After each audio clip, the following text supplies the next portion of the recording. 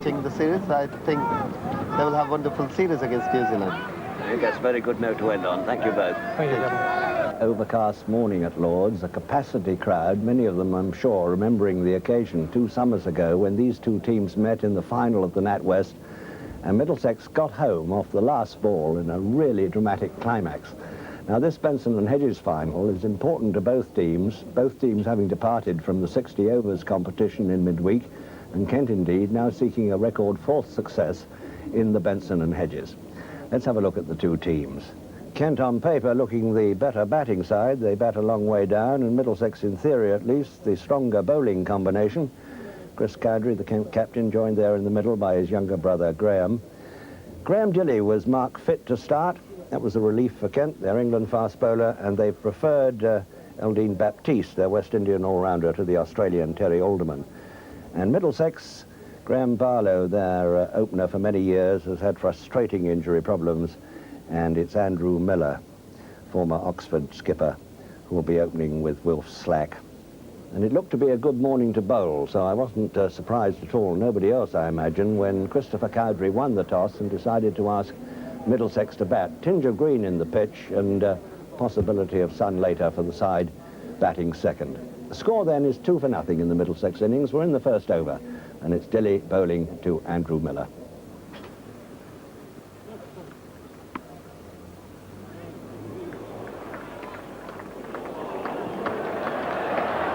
I don't think they'll take the overthrow. Miller had gone through too far there. Slack came and then stopped and then came again. But Miller had a good 10-12 yards to go to get back even to the crease at his end.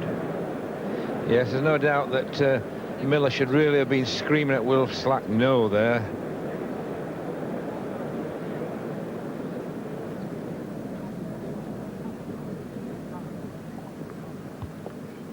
That's very comprehensive indeed. And Slack has gone without getting off the mark. Graham Dilley has pegged back at least one of the stumps. Yeah, Wilf Slack there getting thin inside edge. The ball would have missed off stump, but there's no doubt about it. When it hit it, it certainly removed it right out of the ground. And the vital thing here for Kent is that they've got Mike Gatting in against a new ball. Okay, he's got a lot of runs, but probably is due for a failure, and if he failed at this stage, that would really put Kent bang on top.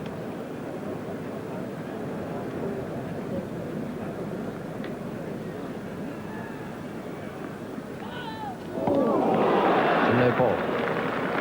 It was also a very quick ball. Well, as I said, Graham Dilley might pose problems for the right-handers, and he certainly did there. The ball going up the hill, but also bouncing pretty high as well. Very fine delivery indeed, that. 13 for 1. 5 overs gone here at Lord's. Baptiste about to bowl to Miller.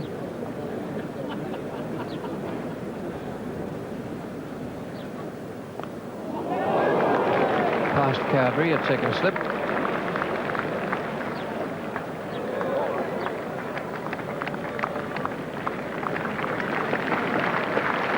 And Miller gets 4 home.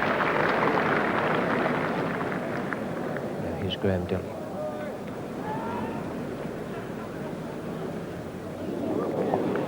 Gone through him again. It's quite a decent spell from Graham Dilley. Good off target with the wide, and he's peaked in the wrong spot with the 3 no balls, but once again he's gone past that outside edge, but no bounce through to the keeper. Baptiste bowled to Miller. That's a long chase for Underwood. It'll be 3 runs. Gary might thought in terms of an extra one. Slowed up a little bit by the dampy shot here. First over from Chris Cowdrey, and he's come on instead of Graham Dilley.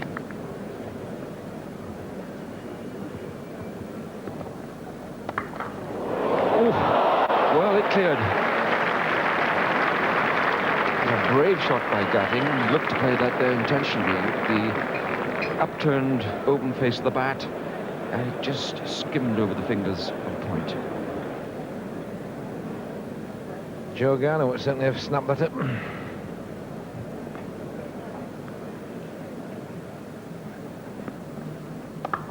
And there it goes again. Now that's played much better. So the practice run pays off. And it's very interesting to study the open face of Mike Gatting's bat. He turns the face upwards and plays it over point intentionally. Yes, when you bowl at Mike Gatting, he hits the ball very square on the offside, and with him playing it so square, it goes very quickly. But very difficult man to bowl at. You certainly can't afford to bowl short of him.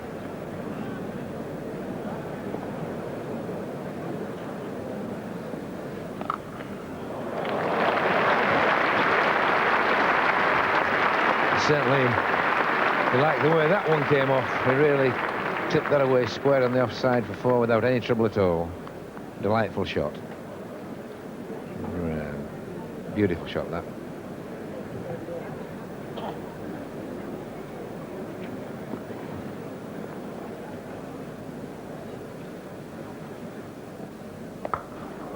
Oh, another cracking shot. Chris Cowdery over pitching, and Andrew Miller knowing exactly what to do with it. 51 for 1. And a change of bowling from the nursery end, Richard Ellison.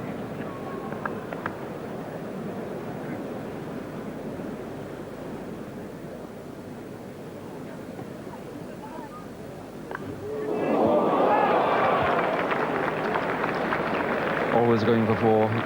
It's Chris Tavery at first slip, but it was very much a second slip catch. And Mike Gatting really has been flashing hard outside the off stump. He's not holding back at all.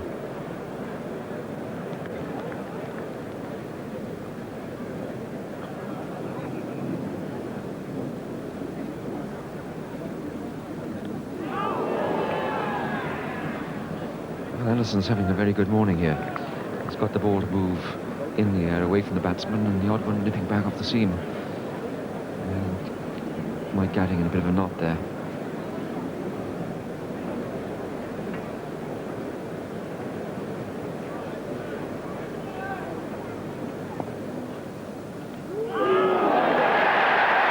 Marvellous catch. Beautifully judged. Mike Gatting caught by Stephen Marsh at the bowling of Ellison, and that was beautifully taken. And the interesting fact here is the room left there by Tavery for Marsh.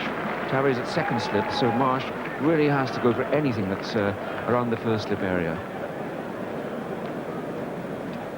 Kent just beginning to need that wicket badly as the partnership built up. They put on 66, Gatting and Miller.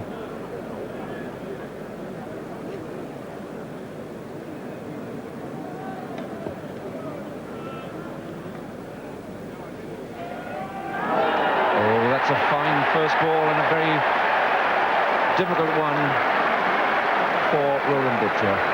Turned out to be an impossible one. Well, I don't think I wish a first ball on anybody in a big match like this.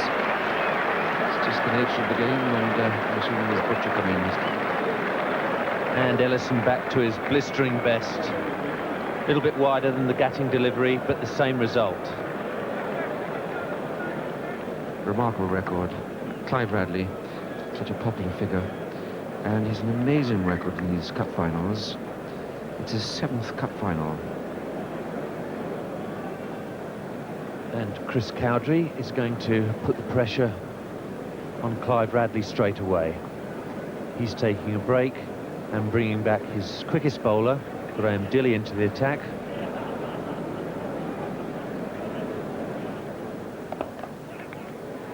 To be quick.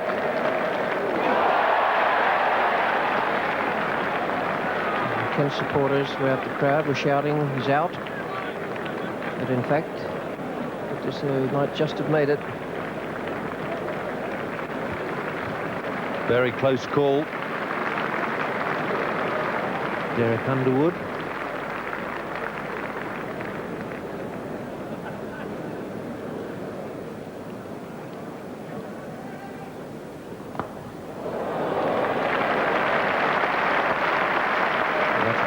did in one of the earlier B&H matches down at Canterbury. He got down the track to Underwood and drove, hit him away from leg stump through the offside. Now it's Chris Cowdrey to come back. Cowdrey's been the expensive one in the Kent lineup. One of the problems he's had is giving Miller a bit too much room outside the off stump. And another wicket for Kent. Cowdrey, after being quite expensive, has struck and dismissed Miller, who was the top scorer for Middlesex, and that's a cruel blow for the home side. And Andrew Miller absolutely livid with himself. Nothing very spectacular about this Cowdrey delivery. He'd scored a lot of runs on the offside, looking to play the ball square of the wicket, but just getting the outside edge. I don't think he'd be very pleased about getting out that way. He'd done all the hard work, and then just an indifferent little push shot onto the offside. 3 catches to Steve Marsh. Chris Cowdrey to Clive Radley.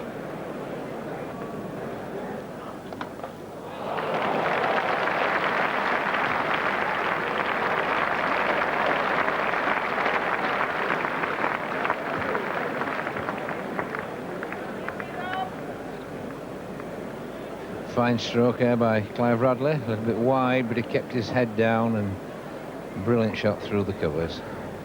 He's setting us get a long way forward when he's driving that ball.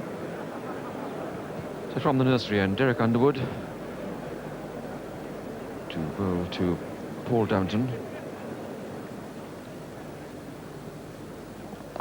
A desperate effort by Paul Downton. Not really a controlled shot. And the 100 comes up for Middlesex.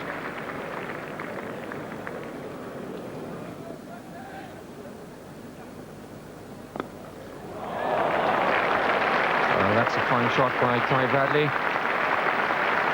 Gave himself room outside the off stump and found a perfect gap in the covers. But Radley, always a danger man in this one-day cricket. A bustling player.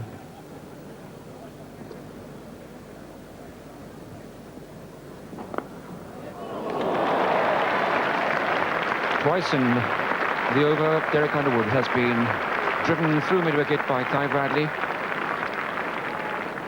And 12 runs came off that over. Richard Ellison is coming back at the nursery end. Confident shout, and Downton goes.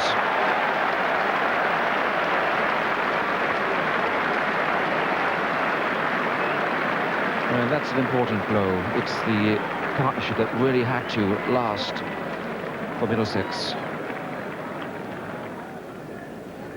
Richard Ellison's bowled well in this match. Started by swinging the ball away, but the odd one nipping back like that off the seam. Being well supported behind the stumps by young Stephen Marsh. And this is John Embury. Had him cut off in his prime. And now Downton gone, so very much depends on Clive Radley to hold the Middlesex effort together from here on in. Ellison to Embury.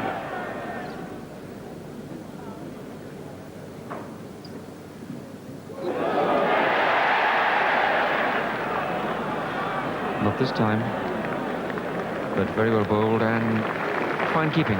Good combination, Ellison and Marsh.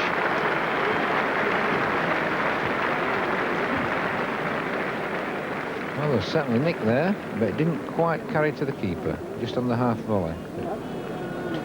Graham Dilley so far, 10 overs, 2 maidens, 1 for 17, 1 over to go for him. 55 overs maximum per side. This Benson Hedges Cup final.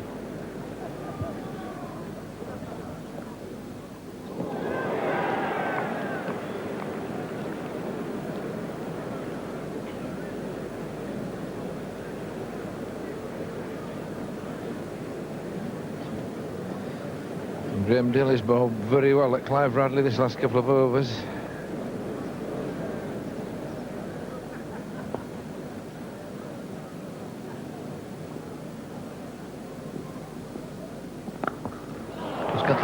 wide of the man at deep point. It might need a dive. It did need a dive. Not sure Deadly will be so delighted about that. But a nice moment for Clive Radley. He's reached a half-century. Just the rescue operation Middlesex needed. 50 and 89 balls, 6 boundaries, 109 minutes.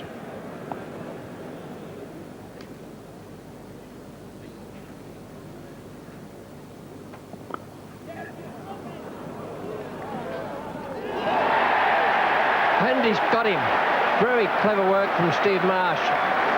There's no chance of a single there. Radley was coming down and then perhaps slipped a fraction. Brilliant work from Marsh, who already has taken 3 catches. Now they've got Radley on a run out that the Middlesex player will very much regret. And John Embry really should have responded to Clive Radley's call. He's the senior batsman, he's the man in. Embry would have been in trouble, as Radley is. It's a fine piece of work from the wicket-keeper, and Radley just out. 54 Radley made. He went in Underwood's last over, 93 balls.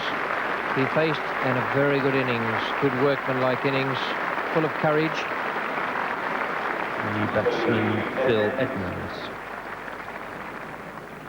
Eldine Baptiste taking up the attack from the pavilion end. There it goes. Chris Cowdrey is the chaser.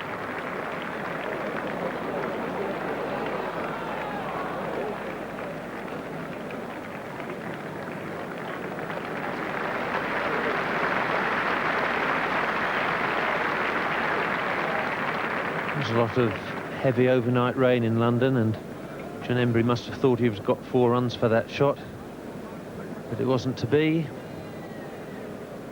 He's feeling the strain of running a 3 late on in the innings. Baptiste to Edmonds.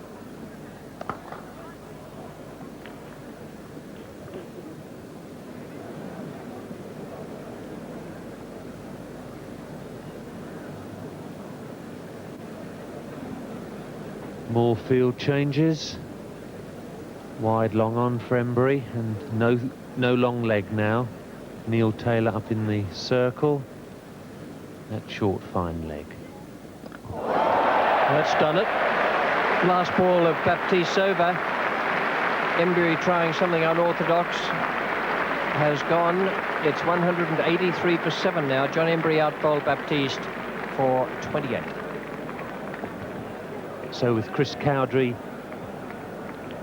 enforcing the leg side field, Embry trying to hit it on the offside.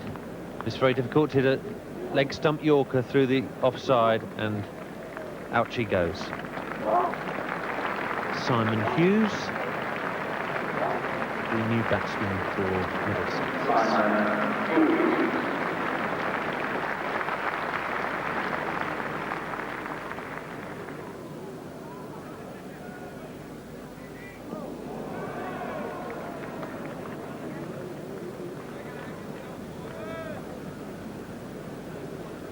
It's a good enough delivery to get past the Middlesex number 9. Just looking for a 1 to keep the scoreboard ticking along.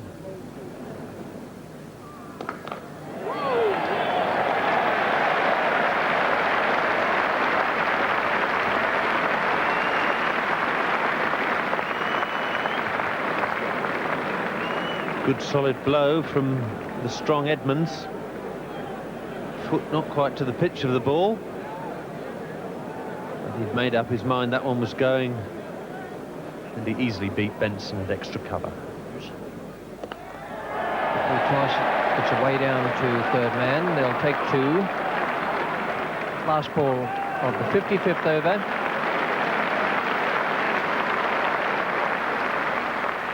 Middlesex threatening early on to pull away, but Ellison turning the tables. And in the end, with that faithful old pro, Clive Radley, not for the first time by any means getting top score, they achieved a total which was probably better than it looks on paper in today's conditions. Still might take a bit of getting. Now, let's look at the Kent bowling and the figures of Dilly, particularly interesting, and of Ellison, and of course of deadly Derek Underwood. So the Kent task, there it is, 200 runs to win exactly of 55 overs at 3.64 runs per over. The score is 3 for no wicket in their reply. We're joining the last ball of the third over, in which have already been 2 wides, and it's Cowans bowling to Hinks.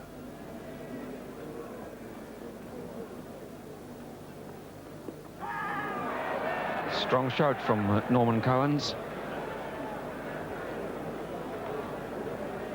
Impression I had was that it might have been high.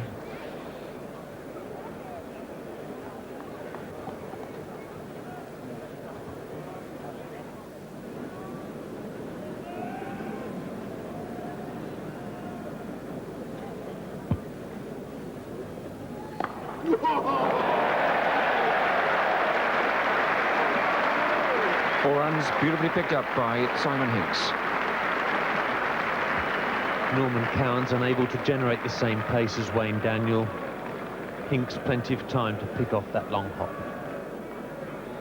So from the villain end now, it's Wayne Daniel to bowl to Simon Hinks.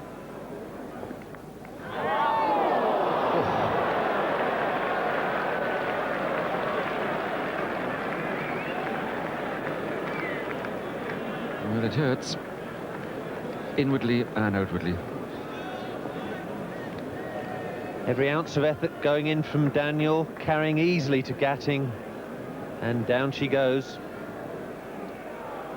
And it's Cowans to Benson.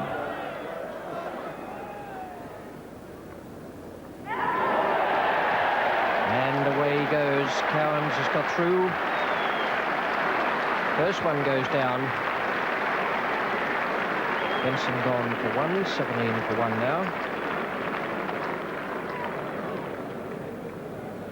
See it again, round about the off stump and not doing very much at all. But Mark Benson just fraction on the long line and a faint edge to fall down. Chris Tubbery comes out to join Hinks.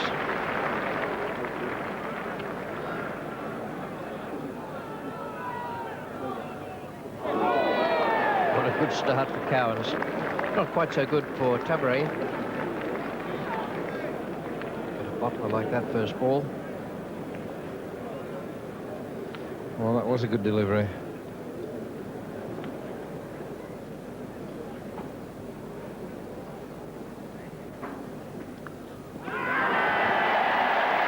Enormous shout there, and successful too. David Thompson doesn't even need to bother. Tavare walks, and Middlesex are through again. 20 for 2 now. Tavare going for 3, and Kent struggling. Well, good tactics by Mike Gatting here, setting very attacking fields, and you can see there a clear outside edge from Chris Tavare down to Paul Downton, but this was probably going to be Wayne Daniel's last over before he had to have a break, and Mike Gatting set very attacking fields, 3 slips, short leg slip, the lot, trying to get that break, and Daniel thoroughly deserved that wicket. He's bowled beautifully out there. New batsman Neil Taylor. Most attacking field set by Mike Gatting. 2 slips gully, leg slip, short leg. Beautifully bowled.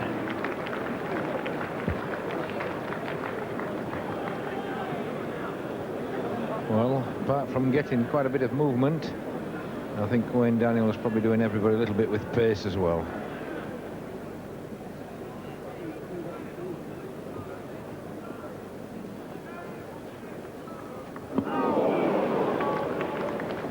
A little bit of frustration coming in out there.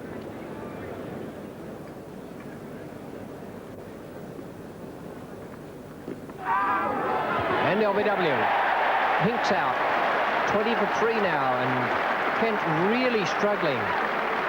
It's been a great exhibition of pace bowling from these two, Wayne Daniel and Norman Cowans. Cowans has 2 wickets, Daniel 1.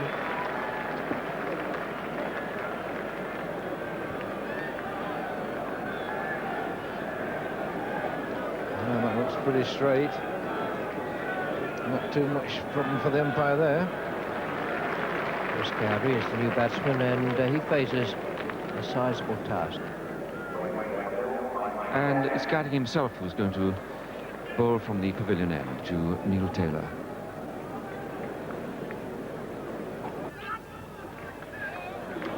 Oh, wonderful pickup. Roland Butcher there, cover. Ball seemed to have passed him, and suddenly down went the right hand.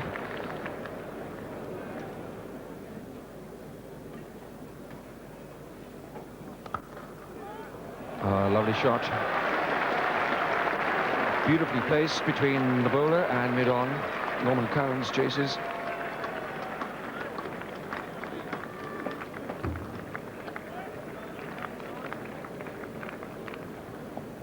And the luxury of a front foot stroke for Cowdrey. And that's Simon Hughes. That's a favourite shot of Neil Taylor, and that brings up the 50. It's been really hard graft for Kent out there. It's taken them 134 balls to get that 50.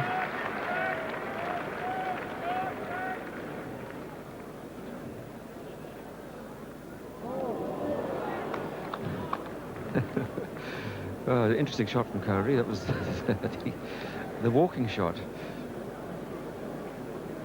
Here I come, but without the ball.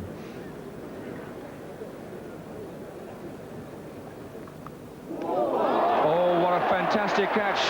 John Embury. That was brilliant. Really was heading for a phantom second slip position. Simon Hughes deserved that wicket. He's beaten the bat a number of times. And Chris Cowdrey just trying to steer the ball down. That's one you'll remember. John Embury's played a lot of cricket, but he won't take a better catch than this. And this is the sort of catch that sticks in the memory for a long, long time.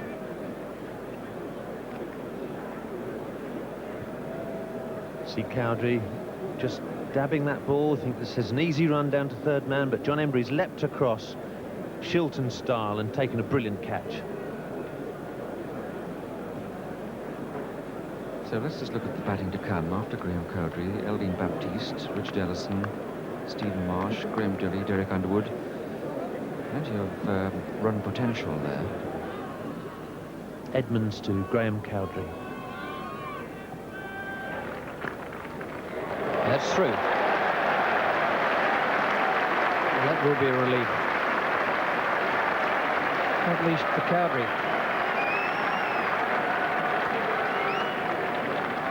And Graham Cowdrey quickly picking up the length of that delivery, rocks back onto the back foot and beats the offside field just behind square. But that Kent rate moving up to around the 6 runs per over, 1 run per ball. Doesn't sound a lot, but John Embury in the middle of a very canny spell.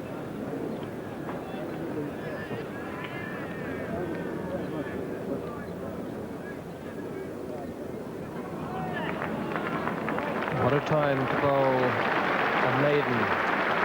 John Embury, 6 overs, 4 maidens, none for 5 now, and a fantastic catch.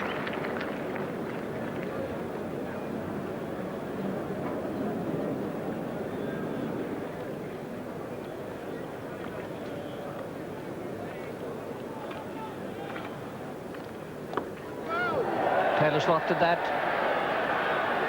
Good catch.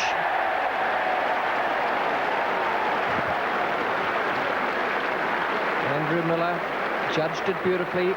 Wasn't easy. It was low by the time it got to him. He's taken the catch to give Edmonds the wicket.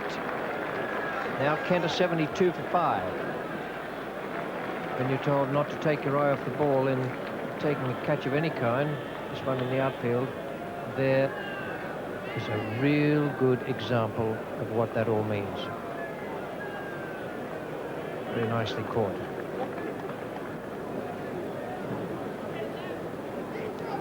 Here's Edmonds again, 72 for 5. New batsman Eldine Baptiste. They crossed.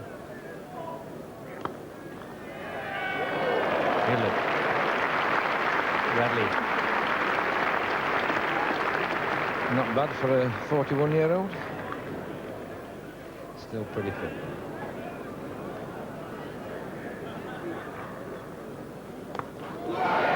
Slack. He's gone. 6. For a moment, Slack thought he had that in his sights. But all of a sudden it was gone way over his head. Yes, Wolf Slack always seen the ball there. Full toss, hit pretty well, and thinking he was catching it, but then just cleared him. But there's about 10 yards of seats on the grass there, so the boundary's a bit smaller than normal. Yes, there was a time when counties used to try and play for about 100 in the last 20 overs and have wickets in hand. And they've got 99 from 12 and 5 of the men out, so it's a very tall order there for Kent. Fielded. Saved a single.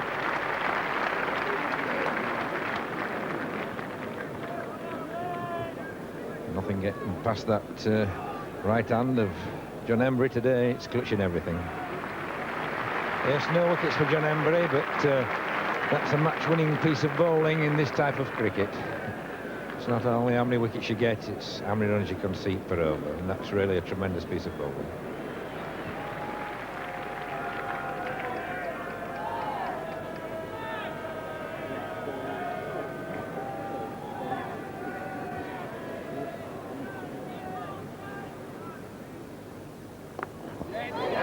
And that one hand, that's quite a blow. Smashed it into the crowd over square leg in the end with one hand.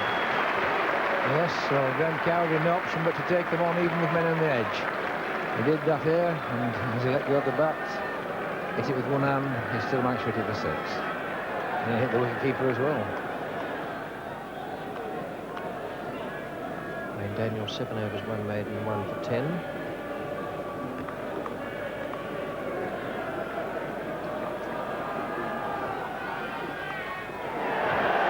Baptiste takes advantage of the inside edge and goes again for 2. Good running again.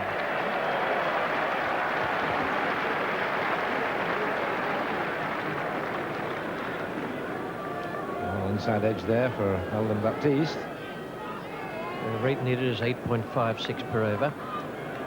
Just 9 overs to go.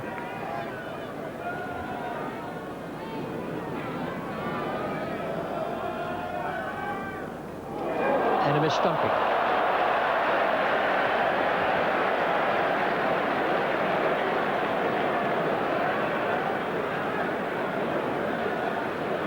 And a mistake from Downton. Ball straight through. Wayne Daniel coming in to bowl to Eldon Baptiste.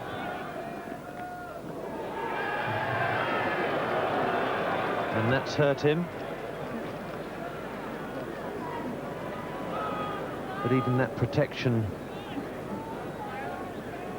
he'll still have a nasty bruise there.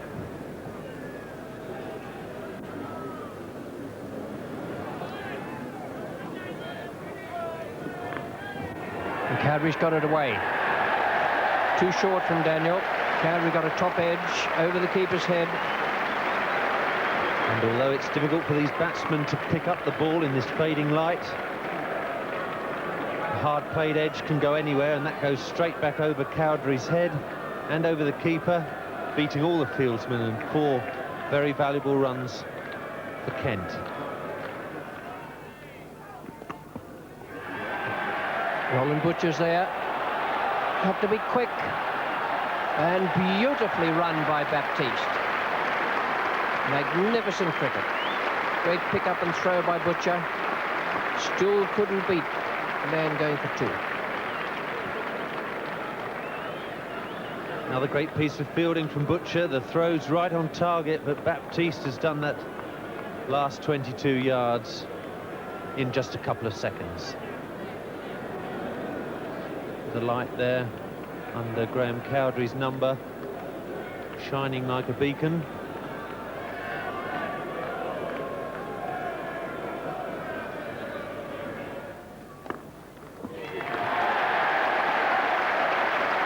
there's a very, very good half-century for Graham Cowdrey. Struggled a little early, but it's his third half-century in B&H games. 50 and 63 balls, 2 sixes and 2 fours. Fielded brilliantly as well when Middlesex batted. Off stump. Partnership gone. Edmonds with the slower ball defeated Baptiste. Now it's 141 for 6. Kent needing 200 to win. Partnership of 69 between Graham Cowdrey and Eldine Baptiste. So Baptiste giving himself a lot of room, missing the cut stroke and losing off stump.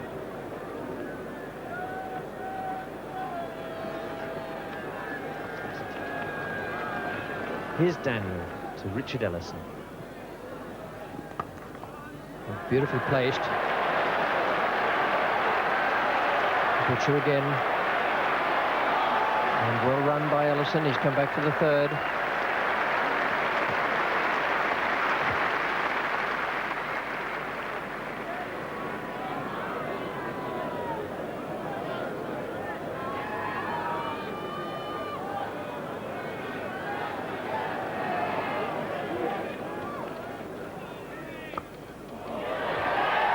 Slack as the fielder, just slipping, going away to his right, and Ellison has another 4. Ellison is playing with great common sense so far out there.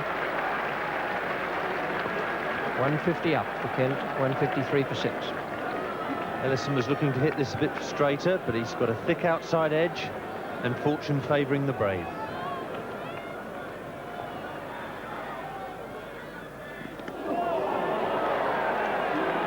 I think Wayne will say sorry.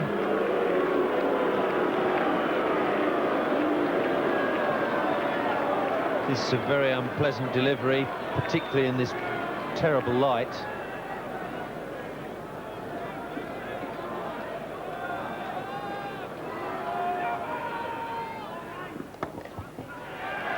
Ellison's got him away, and Cowdrey's going to look for 2. Have to be quick with Embury's arm.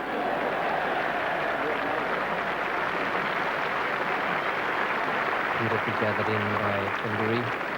Very, very well run again by Cowdrey.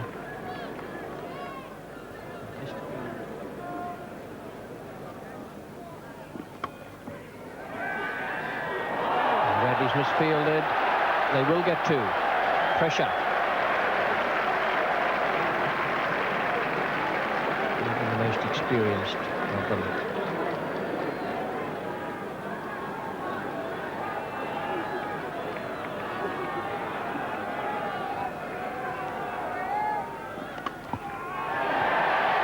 Cowdrey smashed it away through mid-wicket.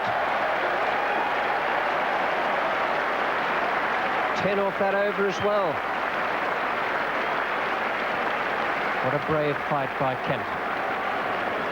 His famous father didn't have to play many shots like that in these circumstances, but I'm sure he'll be very proud of that one.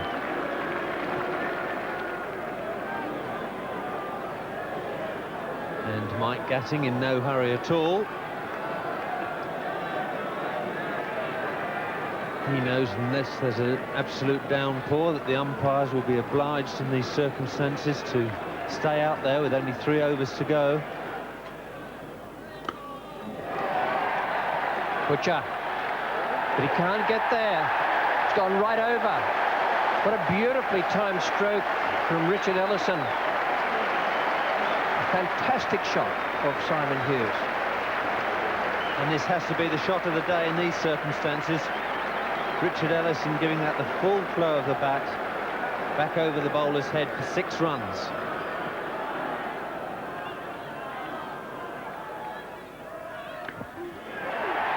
Yep, out. Radley. Graham Cowdrey goes after a brave innings for 58. It's 178 for 7 now. Ellison is 29. And that was a super partnership between Graham Cowdrey and Richard Ellison. Cowdrey 58 from 70 balls faced. Low full toss, a lot of bottom hand, but not able to clear the infield, and Clive Bradley gleefully hurls the ball in the air. The batsman is Stephen Marsh.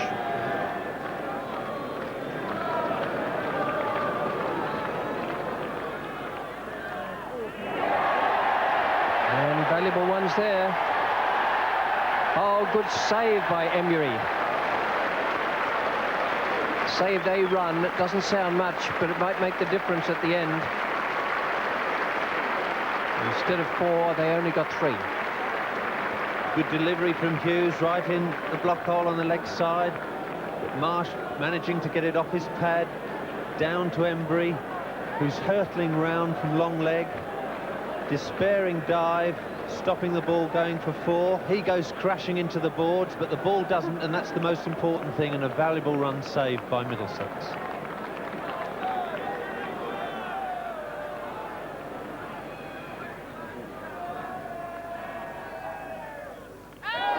And he's gone. Edmonds has done it, and Gadding's ploy has worked.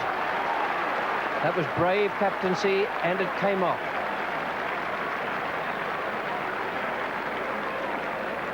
Gatting decided that the slower bowler really needed to be hit,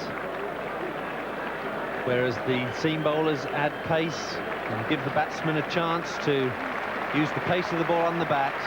Great piece of bowling by Edmonds. He kept his nerve. Ellison had to try and hit it for 6. But what a lovely little cameo from Richard Ellison.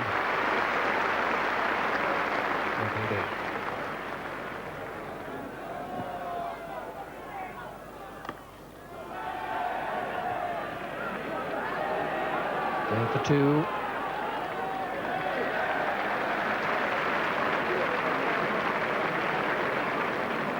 Twelve runs needed. 4 balls to go.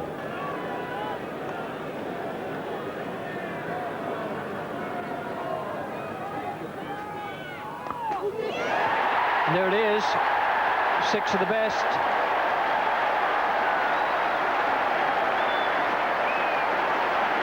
Keep it up in the block hole, son, was translated a little bit too literally. And this is a monster hit by Steve Marsh.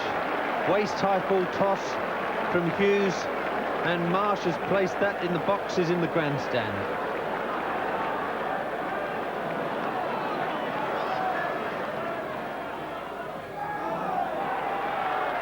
Now they need them from just 2 balls.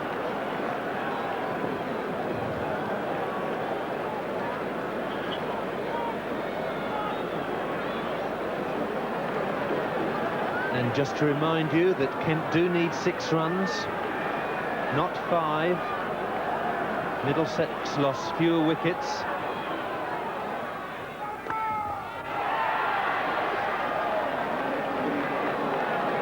And now they need 5 runs from the last ball, providing Hughes doesn't bowl a no ball.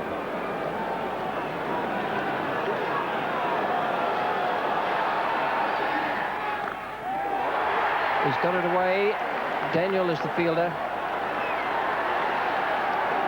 Saved, and a valiant effort. 2 to Dilly, but it's not enough. And Middlesex have won the B&H Cup for 1986. So after a rather quiet, largely unglamorous day, it all came to a really rousing climax. What a finish.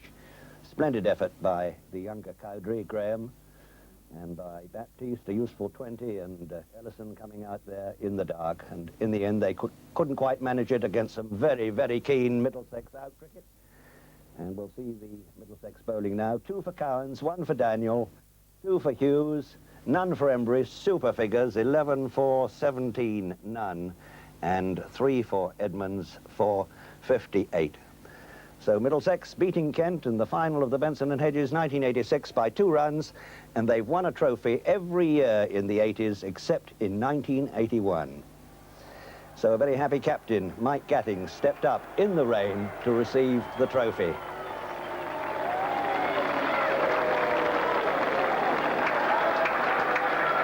This is accompanied by the champion's flag and pennant.